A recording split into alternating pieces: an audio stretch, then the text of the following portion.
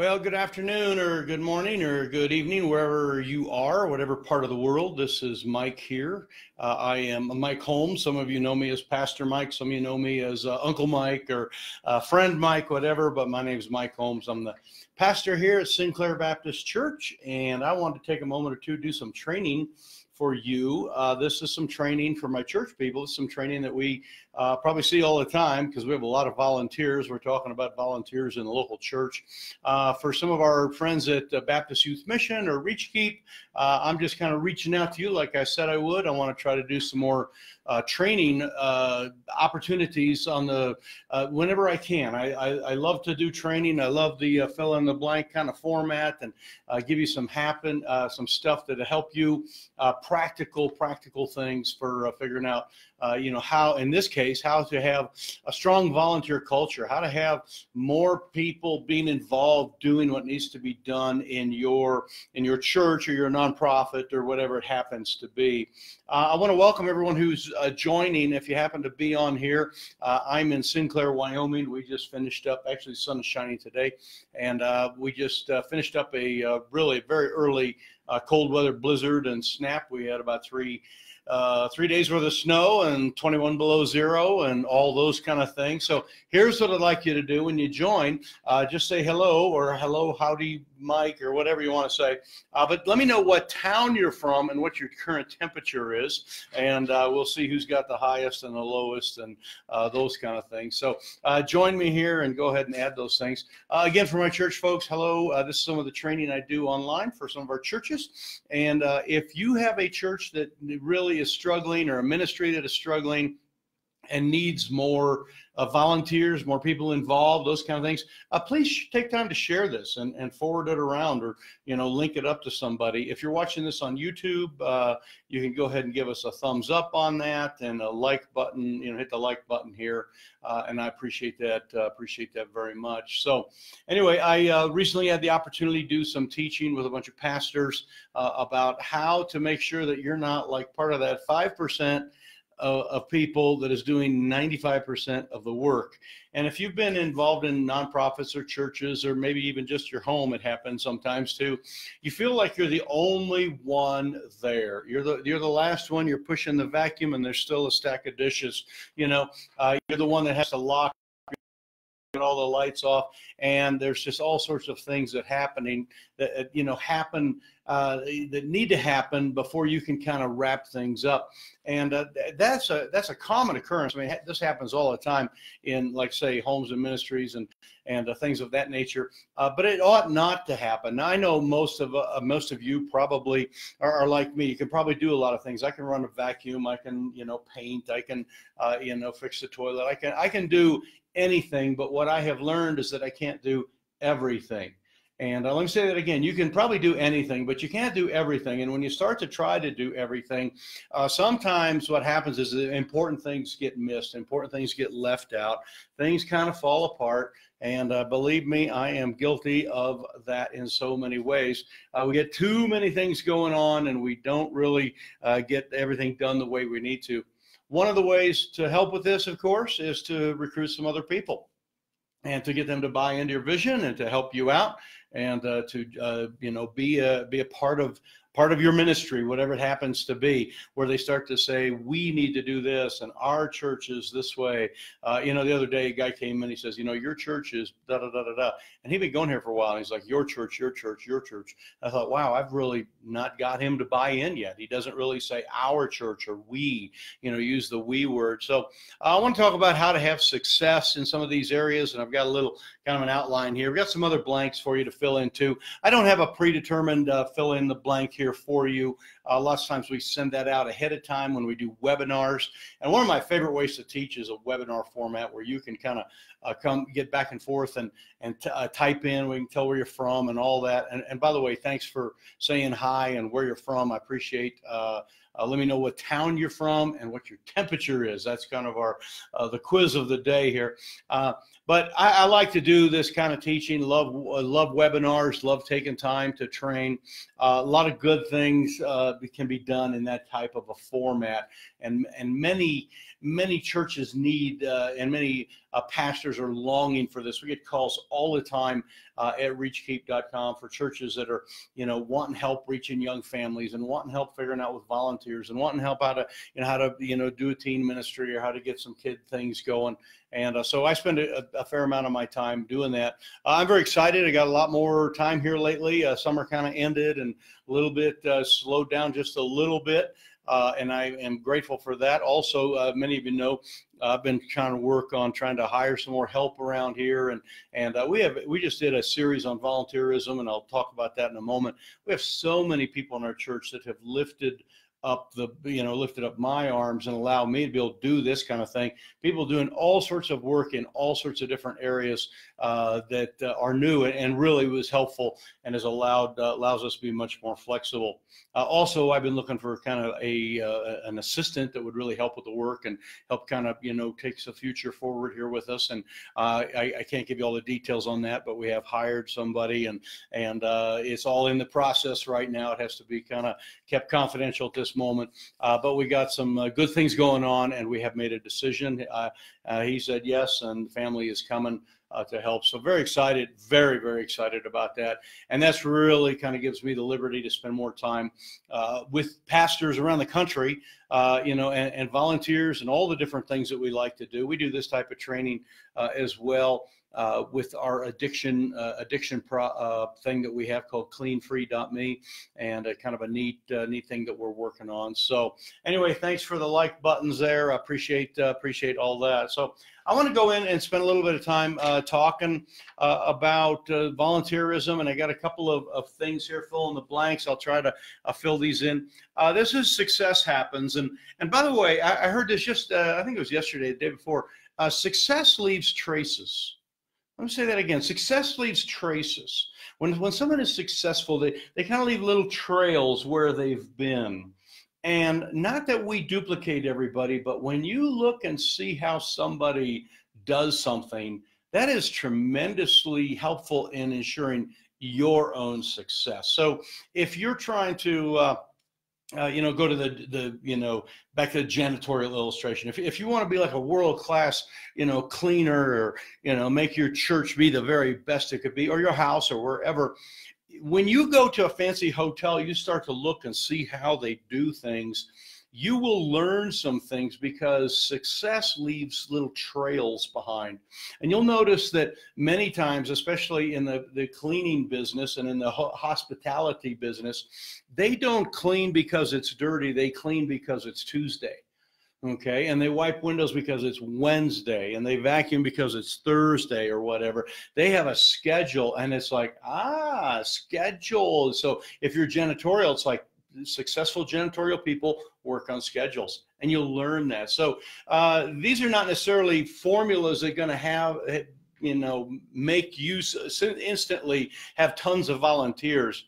But after watching and traveling and working the country all over the place, to see so many people, see the successful volunteer organizations that we have seen, these are just a few things. These are kind of some remnants, some trails, some breadcrumbs that are there. So success happens. The first one here is when leadership values, okay, that's the word, V-A-L, when it values the volunteers. In other words, we spend a lot of time as a leader valuing our volunteers, not just recruiting them and getting them to take the work off so we don't have to, but when we really spend time, kind of lifting them up and kind of honoring them, give honor to whom honor is due.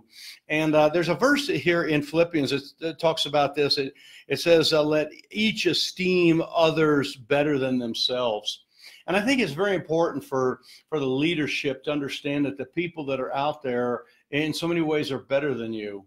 Okay, your people that make the coffee are better than you. Your people that vacuum are better than you. The people, all those things are better than you. And I'm not saying in a hierarchical kind of sense, but in other words, you need to let them know that they are worthy of honor, and we are grateful. That's what I mean by better. It's like, I am so thankful for the people to turn the heat on in our building and make the coffee ahead of time and, make sure it's clean and order the curriculum and all of those things. We need to value them and let them know. And one of the things I found is that when you take time, and if you're a senior leader here, if you're a pastor, one of the things is to mention, okay, and to say thank you so much for the people that helped last week at the big musical we did. We really appreciate, every category of people. And if it's something that you can name their names, that's people love hearing their names called. There's a great thing there. So mentioning that from the pulpit is a great way for a senior leader or anybody, mention it in a public type of a meeting. Another way is just to express gratitude and kind of give them the personal thank yous. I know we have a staff prayer time regularly on Tuesday mornings, and at the conclusion of our meeting, often we take time and thank people for what they've done, let them know we're praying for them, but hey, really appreciate all the labor you put in at our church, and those kind of things. So kind of letting those things happen. A third thing would be the idea of investing in them.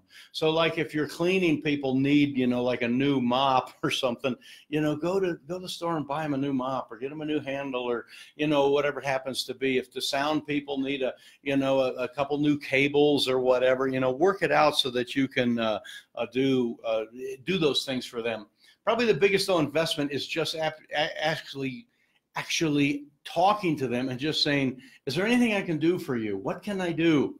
And many times you'll find when I'll ask that, they'll say, oh, could you just make an announcement about such and such, or, we need another whatever, and they'll let me know that. And sometimes these are the simplest things in the world for me to do. I just didn't know that, the other day someone was wanting like their own pair of scissors, or, it was something, it was like, whoa, we've got those, and I just didn't know they didn't have it, so making sure and asking them if there's things they can do. So when you see somebody volunteering, just stop and say, is there anything I can do to make your job easier?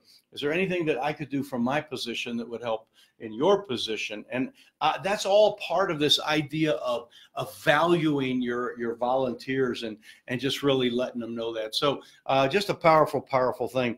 The last thing is as far as valuing, when leadership values volunteers, is the idea of, making sure that when you recruit volunteers, or recruiting is just an important part of what you do.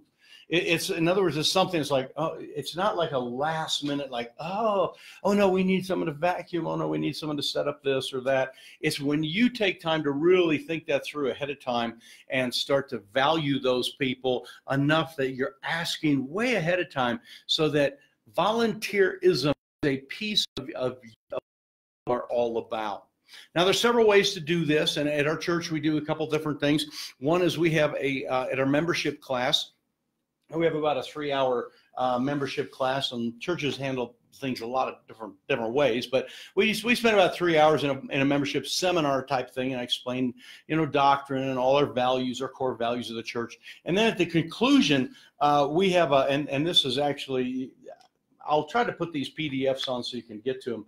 But this is kind of a membership a thing that they fill out, and it has testimony and different things, and the inside has place for all their data, but on the outside it has all sorts of areas where you've had experience, things that you've had experience in, and then there's another one here that are things that you'd like to volunteer in and get involved. So they might have had experience as a leader or music or whatever, but we have all these categories that says, hey, I can help with the food ministry, I can help cook, I can help with refreshments, I can help with little children, but not teenagers. They have, like, they can put that, what they're good at, what they're not good at. And that is a really important part of our membership class. We go through that, and then we gather that, and we, kind of sort of help place people and get them where they're going.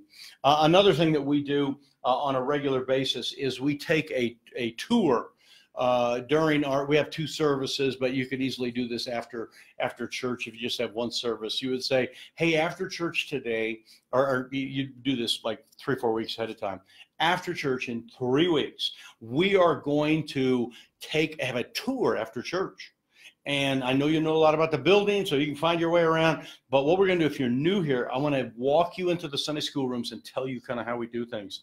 I want to walk you into our kitchen area. I want to show you some of our janitorial things. I want to show you some of the opportunities that we have on Fridays and Saturdays and Bible studies and all that.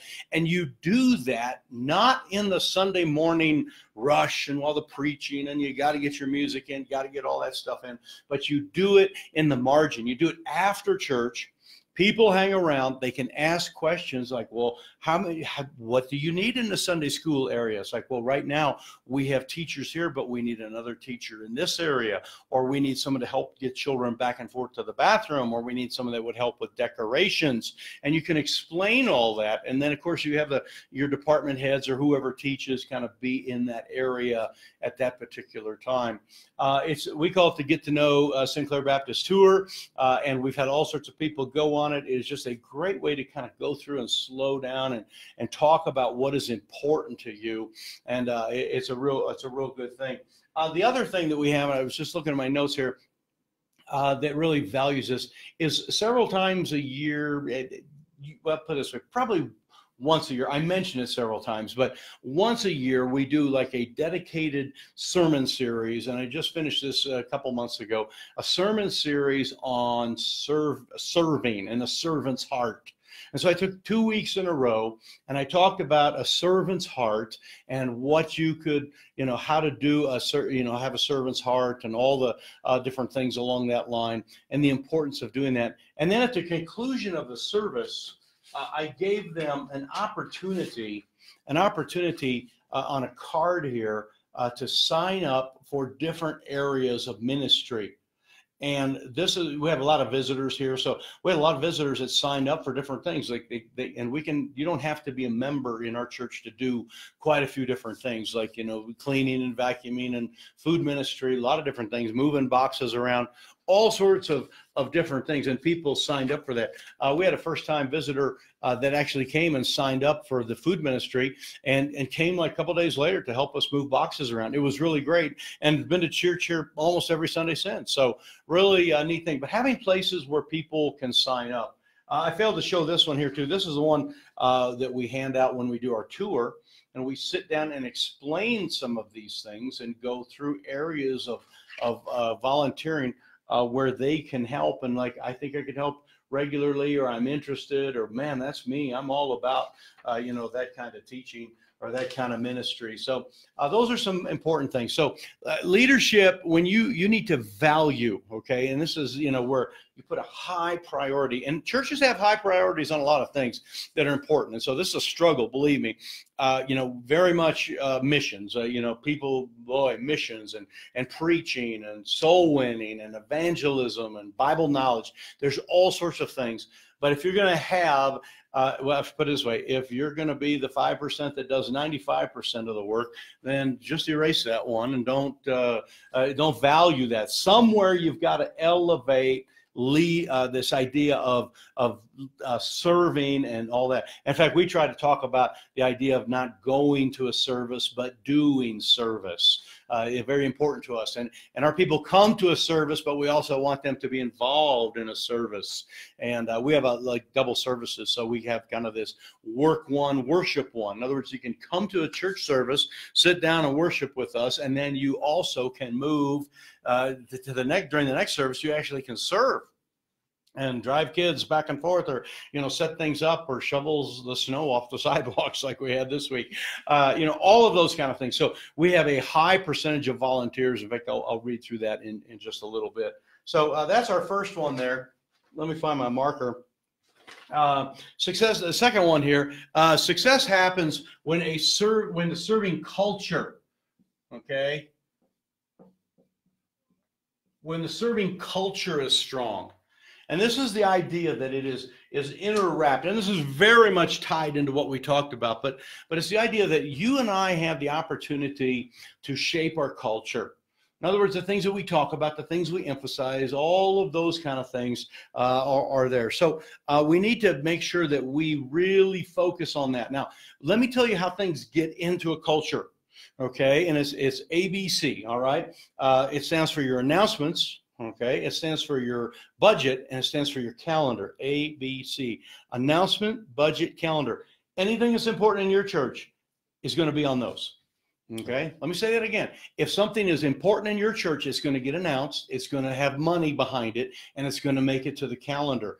That is how your culture is formed, by those things. You need to make sure that your volunteers and volunteer training and thanking the volunteers, and we're going to have a volunteer workshop, and we're going to have training for the kids here, or training for the teachers here, and we're going to show people how to do security, and we're going to have all our security guards, and we're going to do all the training for all those things. Those need to have the announcement side of it, they need to have a budget side of it, and they need to have a calendar side of it. What's important gets on the calendar. What's important gets on the budget. What's important gets announced in our churches.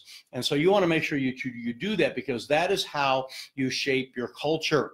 I call it a high percentage culture. In other words, there's a high percentage of what you do is involved in the recruiting and the training and the delegating and showing your volunteers what needs to be done.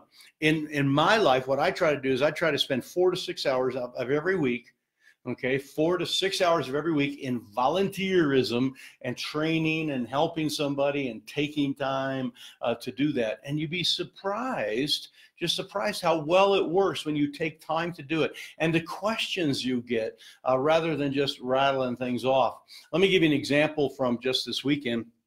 We had a great big snowstorm. It's been probably one of the bigger snowstorms we've ever had in October, along with a deep freeze. It went from 60 degrees the next day. I mean, literally the next night it was 21 below zero, and snow all over the place. And we do a little plowing on the side, so we had some guys helping us. And we were just kind of in crisis mode. So one guy, he got, it's like, here's how a plow works. You put it up, you put it down, it goes left, right, and here's a parking lot, go.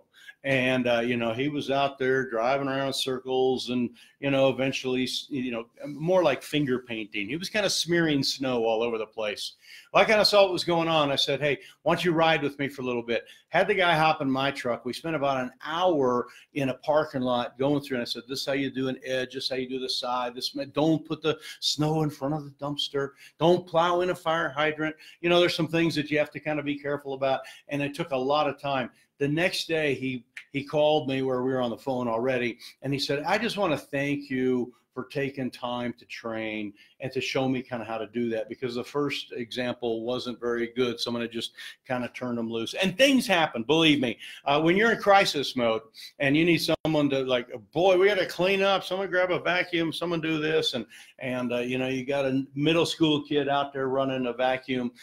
What you need to do is take time, high percentage time to do that. 4 to 6 hours is what I recommend for a pastor if you're going to have this culture. 4 to 6 hours in a week. So that's a couple hours here, a couple hours there, where you're doing stuff. The other couple of hours would be in, like, creating documents. And so some of it you're actually training, but some of it you're working on it and you're creating, a document, or you're going, hey, I'd like to have a little card like that and hand that out after church. And actually part of the end of the sermon was, hey, take out your little blue card, and I want you to look through this, and I'm going to play some song, some music. While I'm playing that music, you look through those things and you figure out what God wants you to do in this church, because he loves you. He wants you to serve. We believe that serving is a part of discipleship. And so I'm going to play the music, click, the music starts, and they go through and start signing up for things. It was extremely effective for us. So this whole idea of creating your culture and kind of getting it there. The other thing about your culture that really would help, and by the way, thanks for hanging in here. This is the kind of teaching I like to do. I want to try to do this at least once a month and help out here. This is kind of a longer format teaching, so you're going to need to forward this to somebody who needs it. I do a lot of short type things, but really like this. So thanks for the share, hitting the share buttons. We appreciate that. Thanks for the thumbs up and the likes and all that kind of stuff. And please pass this on to some churches that you need. The other thing is what I call clarity of mission. It's making sure that your people understand clearly what they're doing. So if someone is vacuuming, it's not just that they're vacuuming, but they're creating a clean environment for the children to come into, we'll say. Our nursery workers, we talk to them all the time. The nursery is so we hold the children, we change the children, we babysit the children, but it's really so that we can create a one-on-one conversation with a young mom. In other words, somewhere in the whole process of our nursery, we want a meaningful conversation with a young mom to occur. And it might happen as they drop the kid off, or when they usually at the end of the day, they take them off and our people are kind of talking a little bit longer, but that way we have everything clean, everything safe and secure and sanitized. People aren't going, I'm getting my kid out of there. I'm not talking to you. You have a dirty nursery. That we want that to happen. We want there to be this clarity. A few years back, we were trying to kind of give clarity of mission to all of our workers, not the preacher types, not the Sunday school teachers and the ones that are handling the Word of God, because for them we know it's to expound the Word of God, to teach salvation, to teach that particular concept of the Bible verse there. Whether therefore you eat or drink, do all to the glory of God. That was kind of the sort of a theme that our teachers really got, and anybody that's teaching has kind of heard that, and preachers kind of know that. But what about the people that were setting up the donuts? Okay, what about somebody that came in early and turned the heat on? What about the people that shoveled the sidewalks and all of those kind of things? What was their value? So we took some time, sat down with that, and tried to really figure that out. And we really came up with a real simple statement that took a long time to come up with. And it's kind of became a motto. And it is for our workers, all the workers, to do what we call create an amazing local church experience. Let me say that again, to create an amazing local church experience. So the people in the parking lot are making sure the parking lot is clean, and there's people shaking hands at the door and welcoming people. We want to create we want people to go, wow, there was people, they're friendly, they're very nice, that kind of thing. We want people, wow, they had refreshments, wow, it was warm, wow, they had nice music, wow, they all those things. Through all that, okay, when you kind of give them permission to create this amazing local church experience, there's some really cool things that happen. A couple of years ago, we had a new lady came to church, and she wanted to do something, and I really had a kind of a need. We run 2 services, so between church services, we have to kind of straighten up, get ready for the next one, and we roll them pretty fast. There's just about 15 minutes, 20 minutes in between the services there. So, and people have water bottles or coffee cups sitting in there, and we got to kind of straighten up the chairs and some of those things. And then we also hand out sermon notes to everybody, and I kind of had this idea, what if, and I was doing all this on my own. Okay. When people come in, I give them the notes, I make sure they have a pen, and when it was over, I'd run around, pick up all the coffee cups. What if we had a person that was dedicated to doing that and, creating that amazing local church experience? So we created a position called a chapel attendant. Okay. It's our auditorium, sanctuary, whatever you call it at your church. In our building, it's called the chapel. Okay, it's our main place where we meet, but it's the chapel attendant. And so the chapel attendant was in charge of picking up things in between, making sure people got seated, making sure people knew that if there was if they had a baby, there was a nursery out here, a kids program over there, picking up coffee cups, water bottles afterwards, all that, and handing out pens and pencils, those things. And partway through that, this lady, she said, would it be okay, and she's just a hospitality person, she said, would it be okay if I carried around a little basket and had the bulletins and, the notes and the things in there, but if I gave everybody a piece of chocolate on Sunday morning? And it was like, that sounds good. Just stop by the pulpit first, make sure I get one. And she went out with her own money, bought these Dove chocolates, and which are really good. And she walks around now on Sunday mornings, and actually we have other people now that have done it. We've trained others. We have a couple young teenage girls that do it now. And on Sunday morning, they walk in and out of the pews, or we have chairs, but walk in and out of the rows and talk to people, say, hey, would you like a piece of chocolate? Did you get a bulletin? Did you get a pen or a pencil? And it's just a wonderful thing. The reason that happened is because we gave them permission to create an amazing local church experience. an amazing local church experience. You want your janitors to get that down pat, your refreshment people, your Sunday school, your decorators, all that. Create an amazing local church experience. It's just a powerful, powerful thing. The strength that comes from that, when they really understand what their bottom line is, then it's like they're not going to leave a vacuum laying out with the cord all dangled across where someone's going to trip on it. Why? Because they're there to create an amazing local church experience. So anyway, that's just one of the things that we had there. This last one here is when it's backed up. Success happens. It's trail. When it's backed up with admin, okay? And admin. All right, that's an N. Administration. Okay, pardon with that. Okay, I'm not. When I start spelling in front of people, I goof things up. So anyway, when you take time to administrate what you are believing, what are you trying to do? In other words, we really want volunteers to come, so let's have some cool things. Let's have the take time to create a nice looking sheet. When people start signing up for this, it's really a cool thing. It's got a little saying here. It says, none of us can do everything, but all of us can do something. It's just kind of some cool stuff. So we want you to take time to administrate. And while in many church leaders and people, you're busy with your content and your curriculum, but you got to take time to work on it and not in it. You got to back off and make sure that you take time. One of the things that really helps with this when you admin is it's the idea of valuing training. Now, this is very much up here when you value volunteers, but this is the idea that you value training. In other words, you're going to sit down with your schedule, and I'll give you a perfect time to do it. Sometime next year, okay, we're not that far from the beginning of the year, sometime in February or March when weather's still a little cool, you get a Saturday before everybody's going out to have a volunteer training on a Saturday. And have about a 3 or 4 hour, maybe have a lunch with it, however you want to do it. But we've done this multiple times. Where everybody gets trained. We have a very dedicated Saturday for that.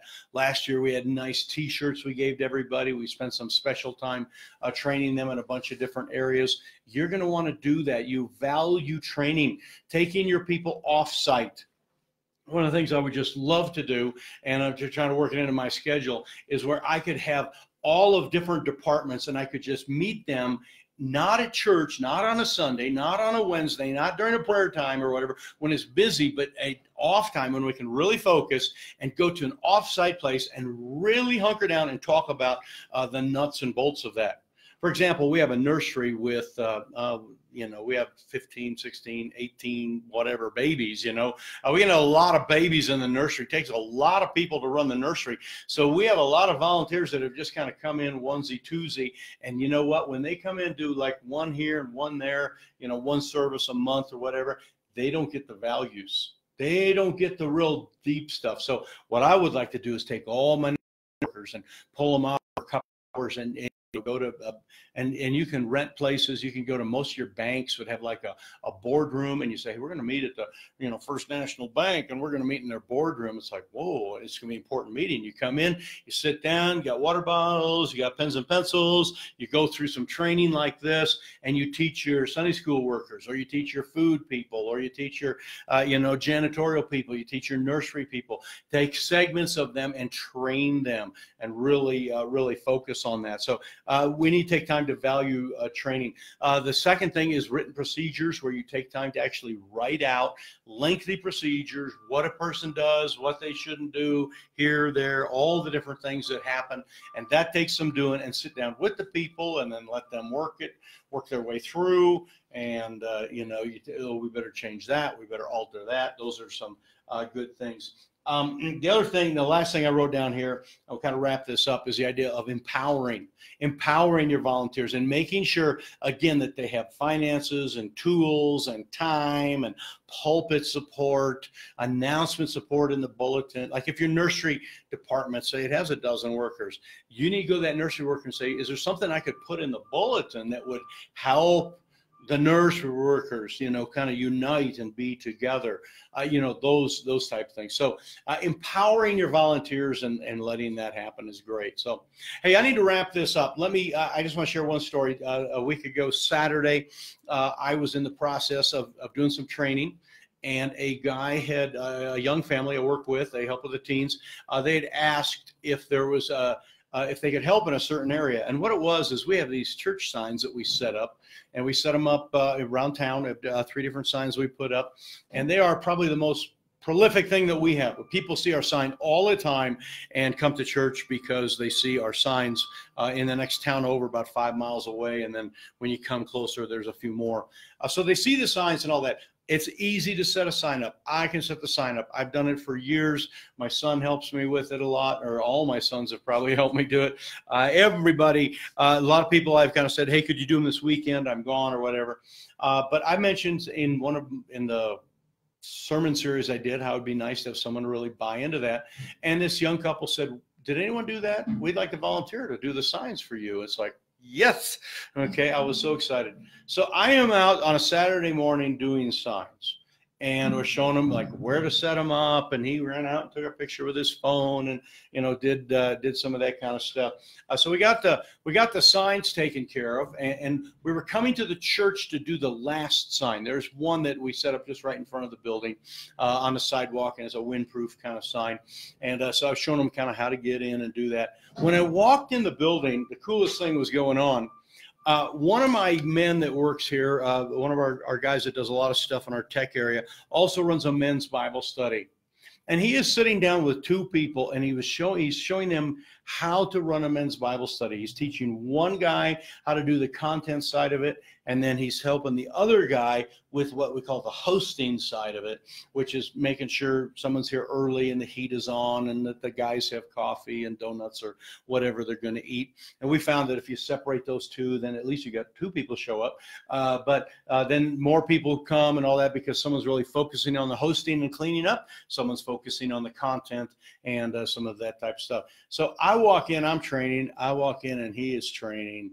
And it was like this little cool spark. Pooh, it was like, oh, this is really cool, because everything we talk about is happening right now in the same room. We're all training right here. And it was really a great experience. Folks, what I'm teaching you, all these things, these are not things we just make up. These are things that we actually do. In fact, I asked my secretary to get us a total of, she keeps track of how many people volunteer each hour and all that. So she sent me a text, and this is just from a couple weeks ago when I asked this. It says, okay, here are your volunteer stats for the last month. First, our touch number for the last 30 days is about 180.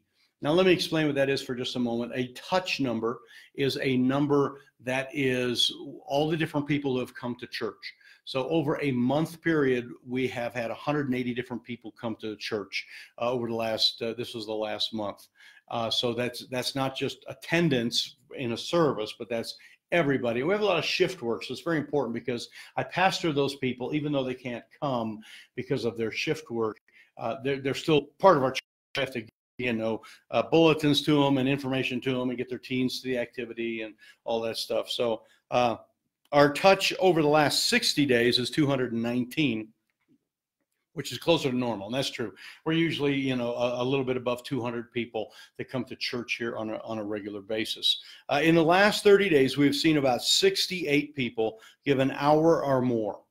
So and our attendance in September, our attendance was in October, attendance was really down. Okay, hunting and just all sorts of things. We had a lot of families move away recently, and so our attendance has been down. So we ran, just a little over 100. I think we had one day maybe close to 120.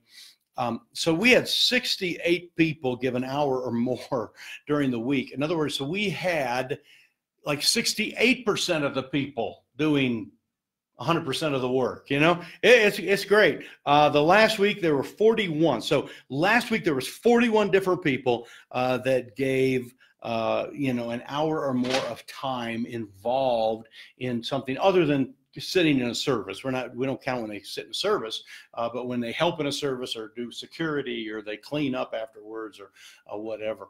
So it is the time when all good churches need to leap forward and start to beef up their volunteer side. One of the greatest complaints that we hear at Reach Keep and with other churches is people that are running out of energy and, oh, I can't go any further. I'm overworked and burnout and that kind of stuff. And so doing this is important for the longevity of your church. So I just want to encourage you with that. So if we can help you in any way, you can reach me at info@reachkeep.com.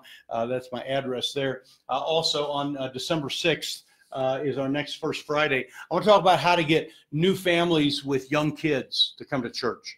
And this is important because we're going to talk a little bit about the Christmas stuff, but also we'll be going into the new year. And if there's anything that most pastors want for their new year, it is they want to get some new young families in church. I want to talk about how to get families with kids specifically to come to church. So really looking forward to that. I want to say thanks again. Thank you for those that have shared this. We appreciate you very much. And if I can help in any way, info@reachkeep.com. If it's on YouTube, give us the thumbs up there. Catching this on Facebook Live, we're going to punch this out to a bunch of different places. Make sure that you take time to share that. If you're really, really interested in those PDFs that I was just showing, some of those things, you can contact me, and I'm sure we can get those, posted in some way and get those up for you. I'm just a little shorthanded. We've only plowed snow for about 60 hours straight here. It's been kind of a wild one, and I got to get back out today. So anyway, we love you guys and thankful for all that you mean to us. We enjoy spending so much time training here. Looking forward to being with you on December 6th and talking about some great ways to reach families with kids. So I'll sign out for now, and God bless. We'll see you later.